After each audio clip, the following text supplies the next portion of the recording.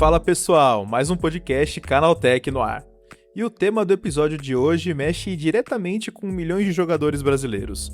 Afinal, a Nintendo está entrando em uma nova fase aqui no Brasil.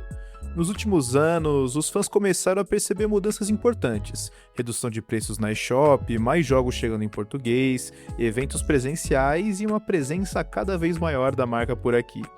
Mas existem ainda muitas dúvidas. Por que alguns produtos nunca chegam ao país? O que influencia o preço dos jogos? E o que muda agora com a chegada do Nintendo Switch 2? É sobre esse cenário, os bastidores da estratégia da empresa e o futuro da Nintendo no mercado brasileiro que a gente conversa hoje. Você também vai conferir. Nova escova de dente da Xiaomi usa app e inteligência artificial para melhorar sua escovação. Nova operadora brasileira estreia 5G com velocidade acima de 1 GB e Apple prepara AirPods com câmera e foco total em inteligência artificial. Eu sou Marcelo Fischer e esse é o podcast Canaltech. A Nintendo vem tentando fortalecer sua presença no Brasil e isso ficou ainda mais evidente durante a Gamescom Latam, um dos principais eventos de games da América Latina. Durante a feira, o nosso repórter Diego Corumba teve a chance de falar diretamente com a Romina Whitlock sobre os bastidores da operação da empresa no mercado brasileiro.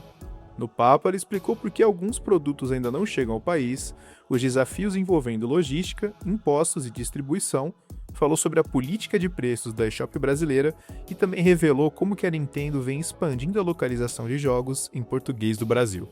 A conversa ainda aborda o futuro do Nintendo Switch 2 no país, a relação da marca com os fãs brasileiros e os próximos passos da empresa para crescer aqui na América Latina. Você confere agora os melhores momentos da conversa com a dublagem de Fernanda Santos. A Nintendo teve grandes ações no Brasil, como o lançamento do Switch 2 e a presença de alguns de seus bandos no país. Porém, sentimos falta de edições colecionáveis, como a vista no Nintendo World Championship. Existem planos para novas versões para colecionador em nosso país como essa? E o que podemos esperar de novos pacotes e acessórios? Nem todos os produtos conseguem chegar ao Brasil, e isso é algo que representa um desafio para a gente desde o começo, lá em 2020, quando voltamos oficialmente ao país. Como vocês sabem, muitos amiibos ainda não chegam aqui, assim como alguns acessórios. E grande parte disso tem relação com a logística para trazer esses produtos ao Brasil, o que acaba dificultando bastante esse processo. Por isso, nosso foco tem sido expandir o catálogo aos poucos, de forma gradual, trazendo primeiro aquilo que acreditamos ter maior apelo de massa. É por isso que vocês veem bundles como no Nintendo Switch com Mario Wonder ou Mario Kart. Estrategicamente falando, a Nintendo ainda é relativamente nova nesse retorno ao Brasil e ainda estamos crescendo e conhecendo melhor o público daqui.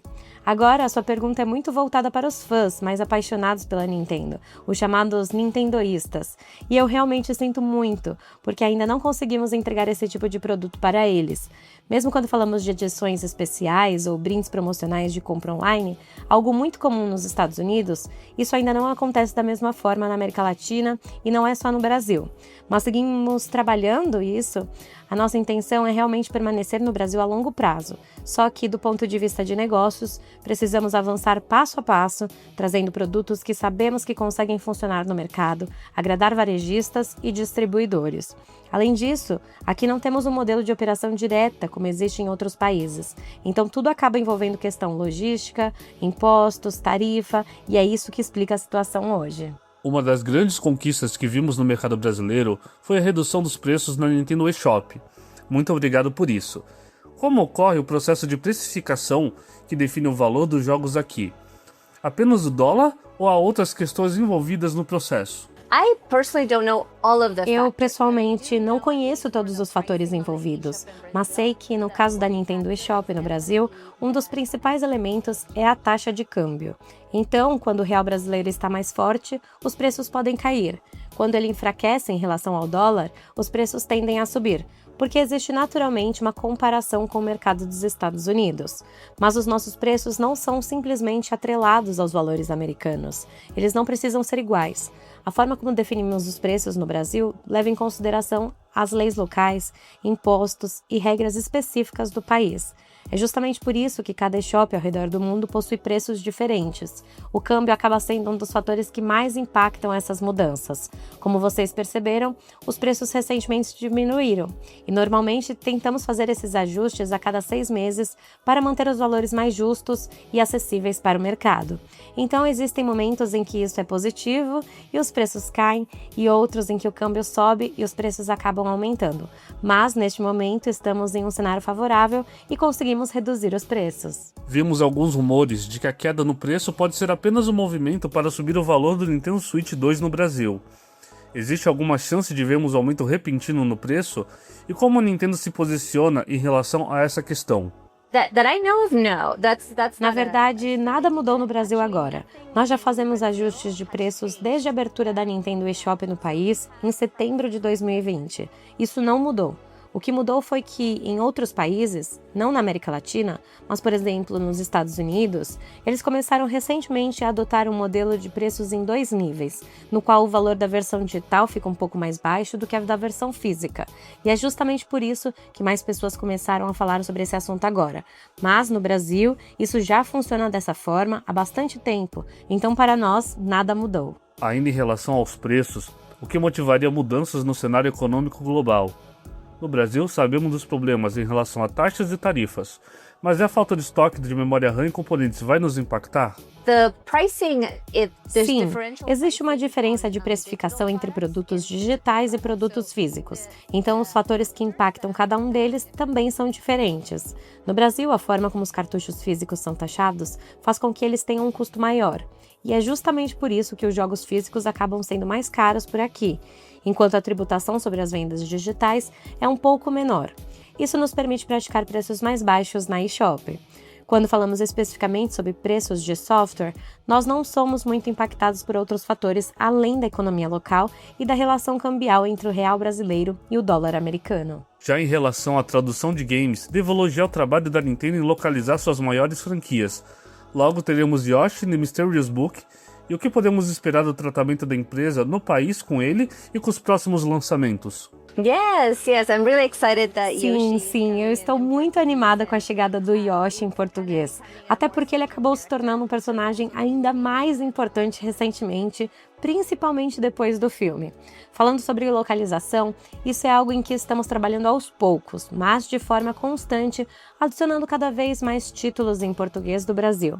Hoje já temos, acredito, cerca de 27 jogos localizados em português brasileiro, e isso ainda é um trabalho em evolução.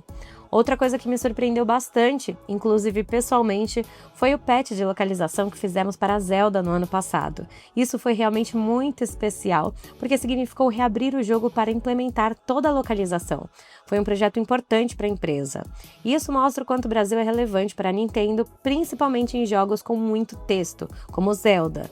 E nos novos jogos que estamos lançando, como esse novo jogo do Yoshi, que não é exatamente uma franquia inédita, mas é um novo capítulo para o personagem, vocês já conseguem perceber esse movimento.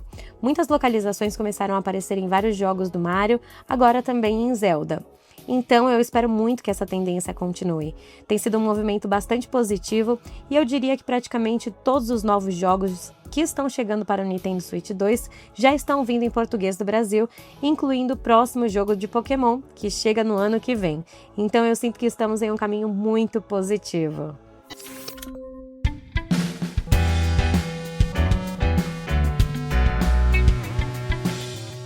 Vamos agora para o giro de notícias. A Xiaomi lançou uma nova escova de dentes inteligente, que mistura sensores, aplicativo e automação para personalizar a escovação. O aparelho funciona conectado ao aplicativo da marca e usa sensores de movimento para mapear a boca em tempo real, identificando regiões que receberam menos atenção durante a limpeza. Com isso, a escova consegue ajustar automaticamente a intensidade da vibração e até o ângulo da escovação para melhorar o resultado. Outro destaque é a tela colorida integrada no próprio corpo do aparelho, que mostra informações como o tempo de escovação, nível de bateria e alertas caso o usuário esteja aplicando pressão excessiva nos dentes. A escova ainda promete bateria de longa duração, resistência à água e carregamento via USB-C. Na prática, é mais um exemplo de como a tecnologia está transformando até objetos simples do dia a dia em dispositivos inteligentes e conectados. Uma nova operadora brasileira começou oficialmente a operar com 5G no país e promete velocidades acima de 1 GB por segundo. A estreia aconteceu em Itaú de Minas, no interior de Minas Gerais, por meio de uma parceria entre a IS Telecom e a provedora regional NetSpeed. A proposta é ampliar a oferta de internet móvel rápida fora dos grandes centros, usando a faixa de 700 MHz, que alcança distâncias maiores e funciona melhor em rodovias e áreas rurais. Os primeiros planos já começaram a ser vendidos com franquias de 50 a 100 GB. O movimento mostra como empresas regionais estão começando a ganhar espaço no mercado de telecom, inclusive em áreas onde o sinal ainda é um problema no Brasil. A Apple pode estar perto de finalizar uma versão dos AirPods com câmeras embutidas.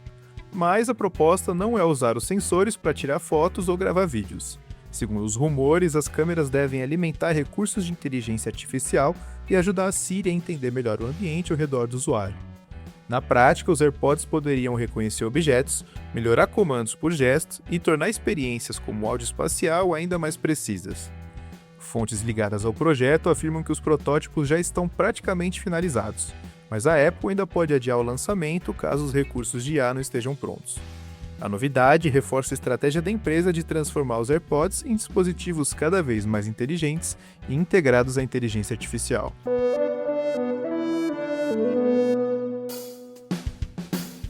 Valeu, pessoal! O podcast do Canaltech fica por aqui.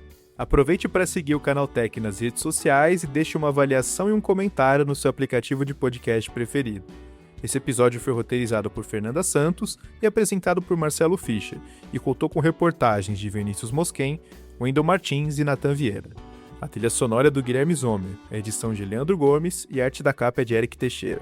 Você escuta o podcast Canaltech de segunda a sábado. Até mais!